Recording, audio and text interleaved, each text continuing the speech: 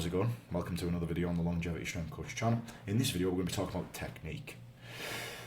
Sometimes we get ourselves into a little bit of a lull with regards to technique, especially if we are training on our own. Sometimes we don't know how we are doing things, and it's often really useful to have somebody looking over us, just making sure we are on track. But the gym is a very strange environment, and there's a lot of egos in the gym, and often people take offence to some feedback, some useful feedback in the gym. People may take offence to it. It's a weird social environment where everybody's just trying to develop themselves. However, there is beauty to it and there is power to it if you are open to it. And if you are open to it, stick around in this video. I am going to critique and give feedback on his upper body session on the second week of his training block. This geezer hasn't trained consistently for about 6 years, and we'll see where he's at.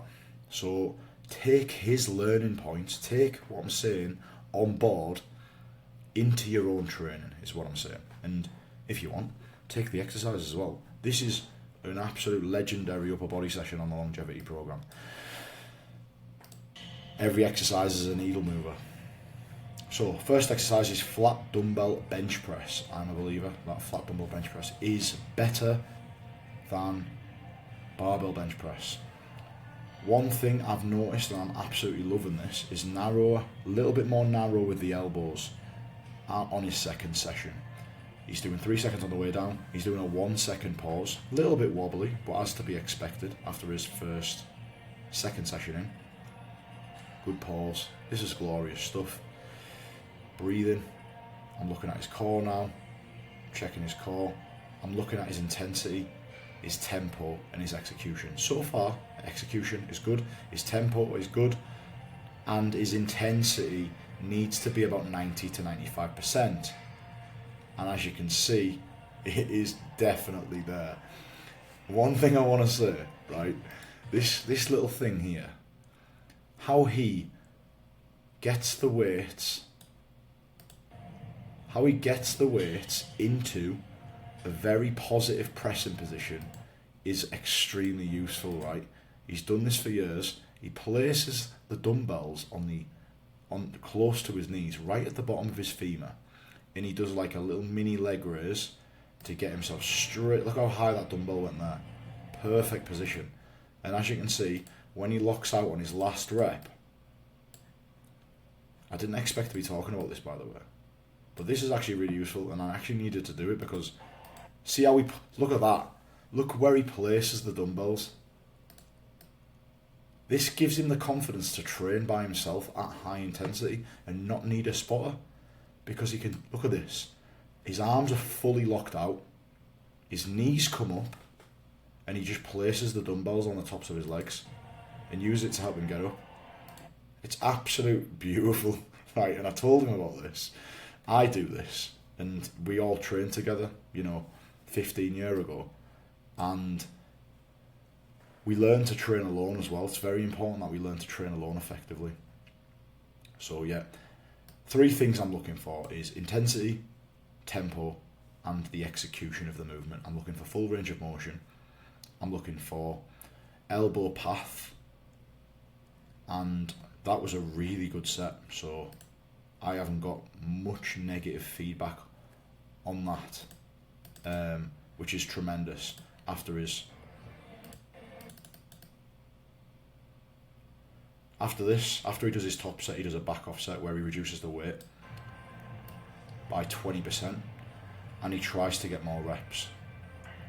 As you can see, 3 seconds on the way down, 1, 2, 3, a little bit wide on the elbows it seems here. However, not going to be overly critical. Good range of motion. Maybe a little bit loose at the core, breathing in. Keep the air locked in until you're about halfway up. Elbow position is a lot better. Sometimes I leave the sound on, sometimes I turn it off so I can listen to people's breathing.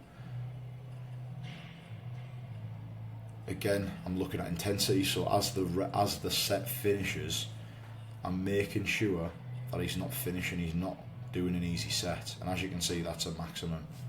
That's a maximal set. And that's flat bench done.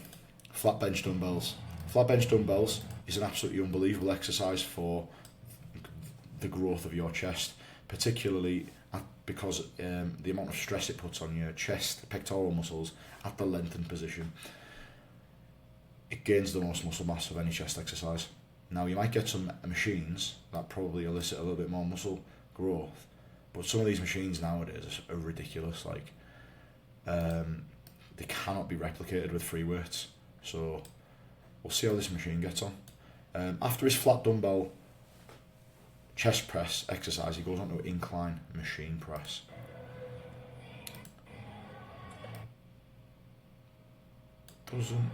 Doesn't look too incline. Again, straight away I'm looking at tempo. 1, 2, 3, pause, up. Just looks like a normal chest press this. With the incline chest press, it can't, usually the armpit path goes from chest height to a high position. So I'll have to warn him on this. This looks like more of a normal chest press or even a decline chest press. But intensity is the most important thing, and you can see he is grafting. Too many people in the gym do not graft in any endeavour in life. If you're not grafting, you don't make much progress, if any at all. So this is his back off set now on the incline dumbbell chest press. On my program and how I run things, most of the time you're only doing 2 working sets per exercise, and you are putting in a shift, having 3 minutes rest in between each. I always struggle to give feedback on machines because the machine locks you in. Machines are really, really good for building muscle. There's a lot of stigma around using machines, and I'm a man, I should not use any machines. Trust me, machines are so effective for building muscle because you can just load the living daylights out of that movement without any risk.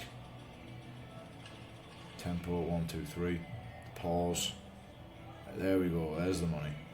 And as you can see, his performance, his endurance, his strength endurance drops off fairly quickly.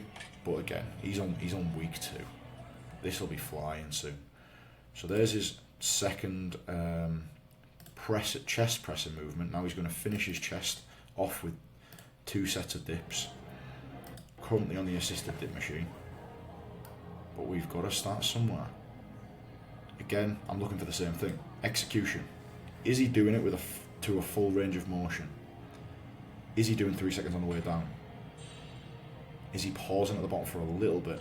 And is he coming back up with aggression? And he is. So I'm not bothered about the weight that he's lifting. I only care about execution, intensity, and tempo. So as he continues to keep up this consistency, I'm now looking for the intensity to come in and maybe cut it a little bit short there. When I see people moving fast on a top set, my alarm bells are ticking for this may be a little bit too light. Watch. See how he flies up there? A little bit too light here. Also, one thing about dips that not a lot of people know, if you go straight up and straight down with regards to your torso position, you work more your triceps. Now he's got a lean forward here. He's got a natural little lean forward. That exposes the chest. So if your chest is here, you're doing a chest press. Whereas if you're there and your torso's perfectly straight, the only thing that moves is your elbows and your shoulders. But that forward lean helps you actually work the chest.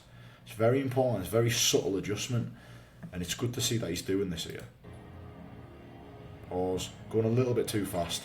And like I said earlier on there, question marks of whether his intensity is hitting the 90 to 95%.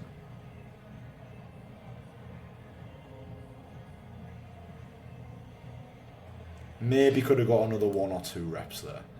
You've seen 3 push-in movements on one of my upper body sessions. You've seen flat dumbbell chest press, the best exercise for building muscle on the chest. You have seen an incline pressing machine, the second best exercise for building muscle on the chest. And you have seen exercise number 3, which is chest dips. Hopefully the points in which I've mentioned are useful to you. If I missed any, drop them in the comments, and I will see you tomorrow.